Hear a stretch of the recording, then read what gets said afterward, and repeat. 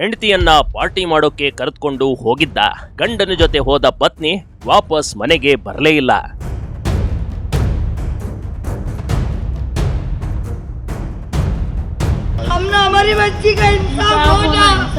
ತನ್ನ ಗಂಡ ಅಪರೂಪಕ್ಕೆ ಒತ್ತಾಯ ಮಾಡಿ ಕರೆಯುತ್ತಿದ್ದ ಕಣ್ರಿ.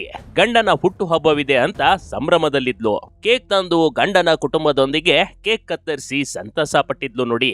ಇದೇ ಖುಷಿಯಲ್ಲಿ ಗಂಡ ಕರ್ದ ಅಂತ ಬರ್ತ್ಡೇ ಪಾರ್ಟಿಗಾಗಿ ಗಂಡನ ಬೈಕ್ ಏರಿ ಹೋಗೇ ಬಿಟ್ಟಿದ್ಲು ನೋಡಿ. ಆದ್ರೆ ಅದೇ ಕೊನೆ, ಆಕೆ ಮರಳಿ ಬರ್ಲೇ ಇಲ್ಲ.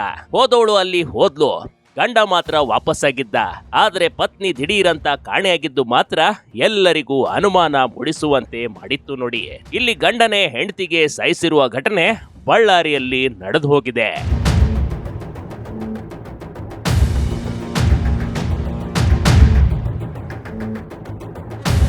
ಹೀಗೆ ಗಂಡನೊಂದಿಗೆ ಖುಷಿ ಖುಷಿಯಾಗಿ ಹೋದೋಳು ವಾಪಸ್ ಬರ್ಲೇ ಇಲ್ಲ ಅಂತ ಎಲ್ರೂ ಕಾಯ್ತಾ ಇದ್ರು. ಇತ್ತ ಗಂಡ ಮಾತ್ರ ಮನೆಗೆ ಬಂದು ದೊಡ್ಡ ಡ್ರಾಮಾನೇ ಮಾಡಿದ್ದ ನೋಡಿ. ನಾನು ದರ್ಗಾಗೆ ಹೋಗ್ತೀನಿ, ಆಟೋ ಮಾಡ್ಕೊಂಡು ಹೋಗು ಅಂತ ಹಣ ಕೊಟ್ಟಿದ್ದೆ, ಆಕೆ ಇನ್ನೂ ಬರ್ಲೇ ಇಲ್ವಾ ಅಂತ ಆಕ್ಟಿಂಗ್ ಬೇರೆ ಮಾಡಿದ್ದ. ಪತ್ನಿಯ ತಾಯಿ ಮನೆಯವರು ಇಡೀ ಬಳ್ಳಾರಿ ಹುಡುಕಿದ್ರು, ಪತ್ನಿ ಮಾತ್ರ ಎಲ್ಲೂ ಸಿಕ್ಕಿರ್ಲಿಲ್ಲ ಕಣ್ರಿ.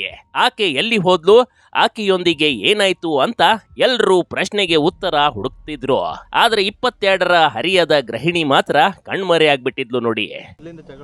ಮೊದ್ಲಿಂದ ಏನ್ ಜಗಳ ಇಲ್ಲ, ನಮ್ಮ ಹುಡುಗಿ ಅವರಿಗೆ ಇಷ್ಟನೇ ಇದ್ದಿಲ್ಲ.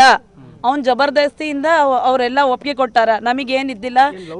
ಲವ್ ಮ್ಯಾರೇಜ್ ನಾವು ಅರೇಂಜ್ ಮಾಡಿವಿ. ಅದು ನಮ್ಮ ಮನೆ ಹತ್ರ ಬಂದು ಹೇಳೋಣ ಹುಡುಗ, ಆ ಹುಡುಗಿಗಳು ನಾವು ನಮ್ಮೂರು ಬಳ್ಳಾರಿನೇ, ಕೋಲ್ ಬಜಾರ್ ರೆಡ್ಡಿ ಕಾಲೋನಿ, ಅವ್ರು ಕೂಡ ಇದೇ ಊರು. ಲವ್ ಮ್ಯಾರೇಜ್ ನಾವು ಅರೇಂಜ್ ಮಾಡಿವಿ. ಅವ್ರು ಎಷ್ಟು ಒನ್ ಇಯರ್ ಇಂದ ಇಲ್ಲೇ ಪ್ಯಾರಿಮೆಡಿಕಲ್ ಮಾಡ್ತಿದ್ನ ಹುಡುಗಿ. ಅವಾಗೆ ಭೇಟಿ ಮಾಡೋಣ, ಅವ್ನು ನಮಗೆ ಗೊತ್ತೇ ಇಲ್ಲ.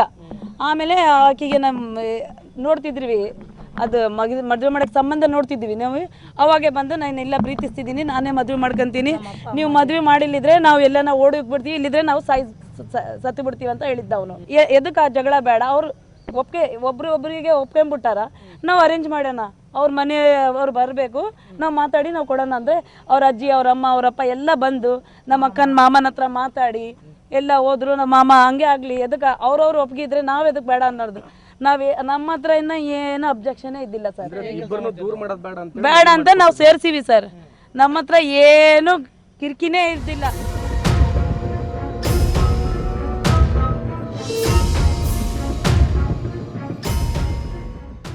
ಲವ್ ಮಾಡಿ ಆಕೆಯನ್ನ ಮದುವೆಯಾಗಿದ್ದ ಪಾಪಿ ಗಂಡನ ಹುಟ್ಟುಹಬ್ಬದ ಸಂಭ್ರಮದಲ್ಲಿದ್ದ ಹೆಂಡತಿಯ ಹತ್ಯೆ.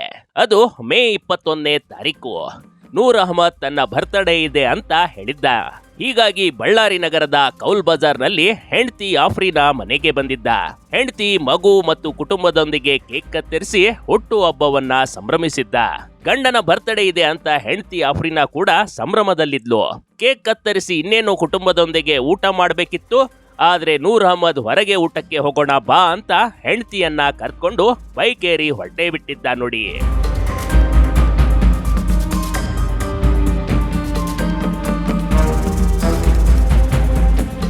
ಕುಟುಂಬಸ್ಥರು ಕೂಡ ಗಂಡ ಹೆಂಡತಿ ಅಂದ್ಮೇಲೆ ಊಟಕ್ಕೆ ಹೊರ ಹೋಗಿದ್ದಾರೆ ಬಿಡು ಅಂತ ಸುಮ್ಮನಿದ್ರು. ಹಾಗೆ ಊಟಕ್ಕೆ ಹೋದವರು ರಾತ್ರಿ 11 ಆದ್ರೂ ಮನೆಗೆ ಬಂದಿರ್ಲಿಲ್ಲ ಈಕೆ. ಇತ್ತ ಮಗು ಅಳುತ್ತಿದೆ ಅಂತ ಆಫ್ರೀನಾಗೆ ಪೋಷಕರು ಫೋನ್ ಮಾಡುತ್ತಲೇ ಇದ್ರು. ಆದ್ರೆ ಆಫ್ರೀನಾಳ ಫೋನ್ ಸ್ವಿಚ್ ಆಫ್ ಆಗಿತ್ತು. ಬಳಿಕ ನೂರ್ ಅಹಮದ್ನ ಕೇಳಿದ್ರೆ, ನಾವಿಬ್ರು ಊಟ ಮಾಡಿದ ಬಳಿಕ ಆಫ್ರೀನಾಳನ್ನ ಕೌಲ್ ಬಾಜಾರ್ನ ಬಳಿಯ ಮಸೀದಿ ಹತ್ತಿರ ಬಿಟ್ಟು ಹೋಗಿದ್ದೆ, ಅವಳು ಮನೆಗೆ ಹೋಗುತ್ತೇನೆ ಅಂದಿದ್ಲು ಅಂತ ಕತೆ ಕಟ್ಟಿದ್ದ ನೋಡಿ. ಬಳಿಕ ಮನೆಗೆ ಬಂದು ಅಯ್ಯೋ ನನ್ನ ಹೆಂಡತಿ ಎಲ್ಲಿ ಹೋದ್ಲು ಅಂತ ಡ್ರಾಮಾ ಬೇರೆ ಮಾಡುತ್ತಿದ್ದ. ಇದು ಇವನು ಹೆಂಗೋ 8 ತಿಂಗಳ ಕೂಸ್ ಮನೆಗೆ ಐತೆ ಸರ್, ಕರ್ಕೊಂಡು ಹೋಗ್ಯಾನ ಏನೋ ಒಂದು ಹೇಳಿ ಆಶ್ವಾಸನೆ. ಹೆಂಡತಿ ಆದ್ಮೇಲೆ ಗಂಡ ಏನೋ ಹೇಳೋಣಲ್ಲ ಅಂತಲ್ಲಿ ಪ್ರಯತ್ನ ಪಟ್ಟು ಕರ್ಕೊಂಡು ಹೋಗ್ಯಾನೆ. ಕರ್ಕೊಂಡು ಹೋಗಿ ಮಾಡೋದು ಕೆಲಸ ಎಲ್ಲಿ ಮಾಡೋಣ, ಅದೇನು ಮಾಡೋಣ ಸಿಬ್ಬಂದಿ ಇದು ಮಾಡ್ತಾರೆ. ಅವ್ರು ಮನೆ ಕೂಡ ಏನು ಮಾಡಿಬಿಟ್ರು ಎಲ್ಲರೂ, ಆಯಿತು ಬಿಡು ಗಂಡ ಜೊತೆಗೆ ಹೋಗ್ಯಾಳಲ್ಲ ಅಂತೇಳಿ ಸುಮ್ಮನೆ ಆಗಿಬಿಟ್ರು. ಹೇಳಿದ್ರು ಕೂಡ ಈ ಥರ ಆಗಿದೆ ಅಂತೇಳಿ ಎಲ್ಲೋ ಒಂದು ಕಡೆ ನಮಗೆ ಮಹಿಳಾ ಪೊಲೀಸ್ ಸ್ಟೇಷನ್ ಮೇಲೆ ಸ್ವಲ್ಪ ಇಂಥ ವಿಚಾರಣೆ ಬಹುಶಃ ಭಾಳ ಬರ್ತಾವಲ್ಲಿ, ಅದಕ್ಕೆ ಇದು ಕೂಡ ಒಂದು ನಿರ್ಲಕ್ಷ್ಯತೆ ಮಾಡಿರ್ಬೋದು ಅಂತೇಳಿ ಒಂದು ಭಾವನೆ. SP ಮೇಡಮ್ ಹತ್ರ ಯಾವಾಗ ಈ ಕೇಸ್ ಹೋಯಿತು, ಈ 2 ದಿವಸದಾಗೆ ಸೀರಿಯಸ್ ಆಗೈತೆ ಅಂತ ಹೇಳಿ ನಿರ್ಲಕ್ಷ್ಯ ಮಾಡಿದ್ರು, ಹುಡುಕಾಡಿದ್ರಲ್ಲ ಅಂತ ಹೇಳ್ತಾರೆ. ಇದು ನಾನು ಸೀರಿಯಸ್ ಆಗಿ ಗಂಭೀರ ಪೊಲೀಸ್ ಸ್ಟೇಷನ್ ಮೇಲೆ ಆರೋಪ ಮಾಡ್ತಾ ಇದ್ದೀನಿ. ನಾನು ಸರ್ಕಾರನ ಕೂಡ ಕೇಳ್ಕೊಳ್ಳೋದೇನೆಂದರೆ, ಇಂಥ ವಿಚಾರಣೆ ಬಂದರೆ ಡಿಲೇ ಮಾಡಬಾರ್ದು, ಫಾಸ್ಟ್ ಟ್ರ್ಯಾಕ್ ಕೋರ್ಟ್ ಅಥವಾ ಎನ್ಕೌಂಟ್ರ್ ಹೆಂಗೆ ನಾರ್ತ್ನಾಗ ಹೆಂಗೆ ಎನ್ಕೌಂಟ್ರ್ಗಳು ಮಾಡ್ತಿದ್ದಾರೆ, ಇಂಥ ವಿಷಯಗಳು ಬಂದುಬಿಟ್ರೆ ಒಂದು ಭಯ ಉತ್ಪನ್ನ ಇದು ಮಾಡ್ಬೇಕಂತೇಳಿ ವಿಚಾರಣೆ.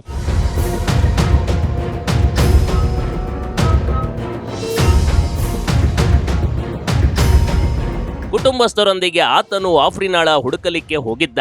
ಇಡೀ ರಾತ್ರಿ ಹುಡುಕಿದ್ರೂ ಆಫ್ರಿನಾ ಸಿಕ್ಕಿರ್ಲಿಲ್ಲ. ಬೆಳಿಗ್ಗೆ ಮಹಿಳಾ ಪೊಲೀಸ್ ಠಾಣೆಗೆ ಹೋಗಿ ಆಫ್ರಿನಾ ಕಾಣೆಯಾಗಿದ್ದಾಳೆ ಅಂತ ಕಂಪ್ಲೇಂಟ್ ಕೊಡಲು ಪೋಷಕರೊಂದಿಗೆ ಅಹಮದ್ ಕೂಡ ಬಂದಿದ್ದ ಕಣ್ರಿ. ಆದ್ರೆ ಆತನಿಗೆ ಅದೇನ್ ಅನ್ಸಿತೋ ಗೊತ್ತಿಲ್ಲ, ನನ್ನ ಹೆಂಡತಿ ಕೊಲೆ ಮಾಡ್ಬಿಟ್ಟಿದ್ದೇನೆ ಅಂತ ಶರಣಾಗ್ಬಿಟ್ಟಿದ್ದ ನೋಡಿ. ಅವ್ನು ಒಂದ್ ದಿವಸ ನಮ್ಮ ಹುಡುಗಿ ಕರ್ಕೊಂಡೋಗಿ ಸಾಕಿಲ್ಲ ಸರ್. ನಮ್ಮ ಮಾಮ ನೋಡ್ತಿದ್ದಾನ. ಎದಕ್ಕಂದ್ರೆ ಇಬ್ಬಳೇ ಮಕ್ಕಳು. ಅದು ಆಕಿನ ಮದುವೆ ಆದ್ಮೇಲೆ 1 ತಿಂಗಳಿನಲ್ಲಿ ನಮ್ಮ ಅಕ್ಕ ತೀರ್ಕೊಂಡ್ಬಿಟ್ರು. ಇಲ್ಲೇ ಇದ್ದಾರೆ ಅವರು.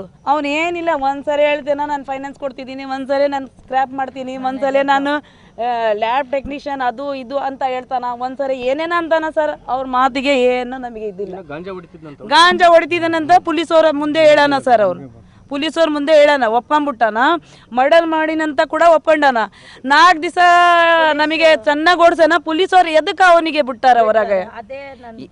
ಏನಿದೆ ಸರ್ ಅದು ನಮಗೆ ಇನ್ನ ಗೊತ್ತೇ ಇಲ್ಲ.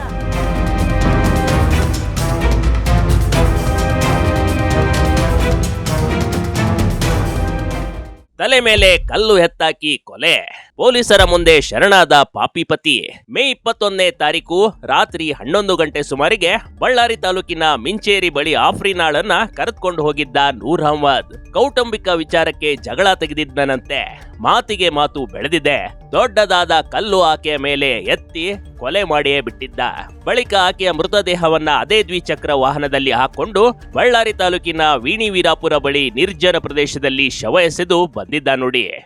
ನಿನ್ನೆ ದಿನಾಂಕ 2/6/2026 ಕುಡ್ತಿನಿ ಬೈಪಾಸ್ ಹತ್ತಿರ ಇರುವಂತಹ ಒಂದು ಇಟ್ಟಿಗೆ ಬಟ್ಟಿ ಹತ್ರ ಒಂದು ಅನ್ಐಡೆಂಟಿಫೈಡ್ ಮೃತದೇಹ ಕಂಡು ಬಂದಿದ್ದು, ಅದರ ಬಗ್ಗೆ ಮಾಹಿತಿ ಲೋಕಲ್ ಪೊಲೀಸ್ ಸ್ಟೇಷನ್ಗೆ ನೀಡಿದಾಗ ಅಲ್ಲಿ ಲೋಕಲ್ ಠಾಣಾಧಿಕಾರಿಗಳು ಜಾಗಕ್ಕೆ ತೆರಳಿ ಈಗಾಗಲೇ ನಮ್ಮ ಜಿಲ್ಲೆಯ ಉಮನ್ ಪೊಲೀಸ್ ಸ್ಟೇಷನಲ್ಲಿ ಒಂದು ಮಹಿಳಾ ಕಾಣೆ ಪ್ರಕರಣ ದಾಖಲಾಗಿದ್ದು, ಅದಕ್ಕೆ ಸಂಬಂಧಪಟ್ಟಂತೆ ಈ ಮೃತದೇಹ ಮ್ಯಾಚ್ ಆಗುತ್ತಾ ಅಂಥೇಳಿ ಮಹಿಳಾ ಠಾಣೆಗೆ ಮಾಹಿತಿಯನ್ನು ನೀಡಿರ್ತಾರೆ. ಆನಂತರದಲ್ಲಿ ಈ ಫಿರ್ಯಾದಿದಾರರನ್ನ ಕರೆದು ವಿಚಾರಣೆ ಮಾಡಿದಾಗ ಹೌದು ಅವರ ಮಗಳ ಮೃತದೇಹ ಅನ್ನುವಂಥದ್ದನ್ನು ಫಿರ್ಯಾದಿದಾರರು ಮಹಿಳಾ ಠಾಣೆಯಲ್ಲಿ ದಾಖಲಾಗಿದ್ದಂತಹ ಕಾಣೆಯಾದ ಪ್ರಕರಣದಲ್ಲಿದ್ದಂತಹ ಫಿರ್ಯಾದಿದಾರರು ಮಹಿಳೆಯ ಮೃತದೇಹವನ್ನು ಗುರುತಿಸಿರ್ತಾರೆ.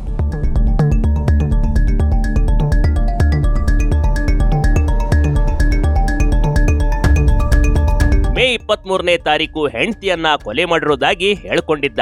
ಇನ್ನು ನೂರ್ ಅಹಮದ್ ಶವ ಹುಡುಕಾಟದ ಬಗ್ಗೆಯೂ ಪೊಲೀಸರಿಗೆ ಚಳ್ಳೆ ಹಣ್ಣು ತಿನ್ನಿಸಿದ್ದ ನೋಡಿ.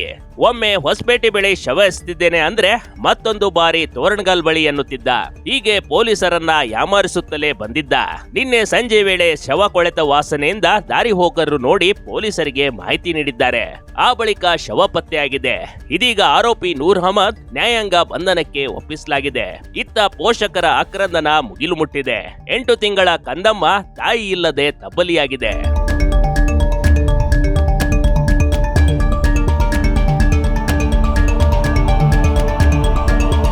ಅಂದಹಾಗೆ ಆಫ್ರಿನಾಳನ್ನ ನೂರ್ ಅಹಮದ್ ಪ್ರೀತಿಸಿ ಮದುವೆಯಾಗಿದ್ದ. ಕಳೆದ 2 ವರ್ಷಗಳ ಹಿಂದೆ ತಮ್ಮ ಪ್ರೀತಿಗೆ ಮನೆಯವರನ್ನ ಒಪ್ಪಿಸಿ ಇಬ್ರು ಮದುವೆಯಾಗಿದ್ರು. ಆರಂಭದಲ್ಲಿ ಎಲ್ಲವೂ ಚೆನ್ನಾಗಿತ್ತು. ಇಬ್ರು ಬಳ್ಳಾರಿ ನಗರದವರೇ, ಸಂಬಂಧಿಕರು ಕೂಡ ಹೌದು ಕಣ್ರಿ. ಮದುವೆಯಾಗಿ ವರ್ಷಕ್ಕೆ ಆಫ್ರಿನಾ ಗರ್ಭಿಣಿಯಾಗಿದ್ಲು. ಅದೇನೋ ಗೊತ್ತಿಲ್ಲ, ಗಂಡನ ಮನೆಯಲ್ಲಿ ಕಿರುಕುಳ ಆರಂಭವಾಗಿದೆ. ಹೀಗಾಗಿ ಗಂಡನ ವಿರುದ್ಧ, ಗಂಡನ ಮನೆಯವರ ವಿರುದ್ಧ ಈಗಾಗಲೇ ಮಹಿಳಾ ಠಾಣೆಯಲ್ಲಿ ದೂರು ದಾಖಲು ಮಾಡಿದ್ದಾರೆ.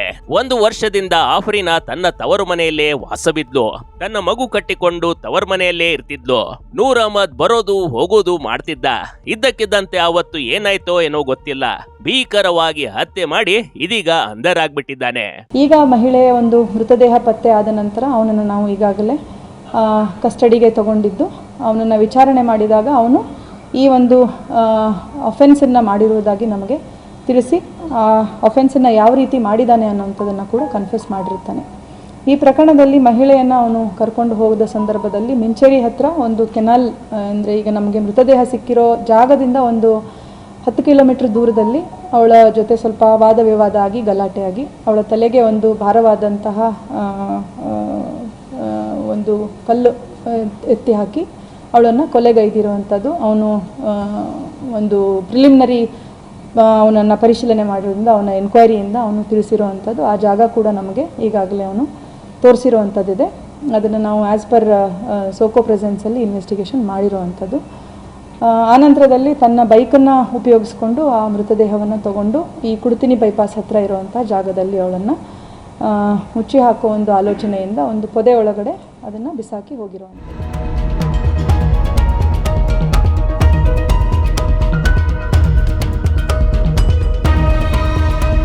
ಒಟ್ನಲ್ಲಿ ಪ್ರೀತಿಸಿ ಮನೆಯವರನ್ನ ಒಪ್ಪಿಸಿ ಮದುವೆಯಾಗಿದ್ದ ನೂರ್ ಅಹಮದ್ ಮದುವೆಯಾಗಿ 2 ವರ್ಷದಲ್ಲೇ ಆಕೆಯನ್ನ ಕೊಲೆ ಮಾಡಿದ್ದಾನೆ.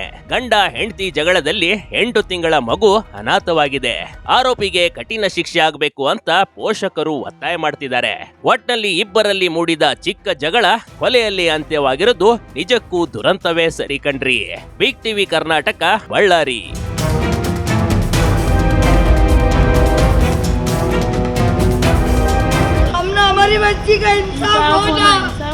ಬಿಗ್ ಟಿವಿ ಕರ್ನಾಟಕ ಯೂಟ್ಯೂಬ್ ಚಾನಲ್ಗೆ ಈಗಲೇ ಸಬ್ಸ್ಕ್ರೈಬ್ ಮಾಡಿ. ಧನ್ಯವಾದಗಳು.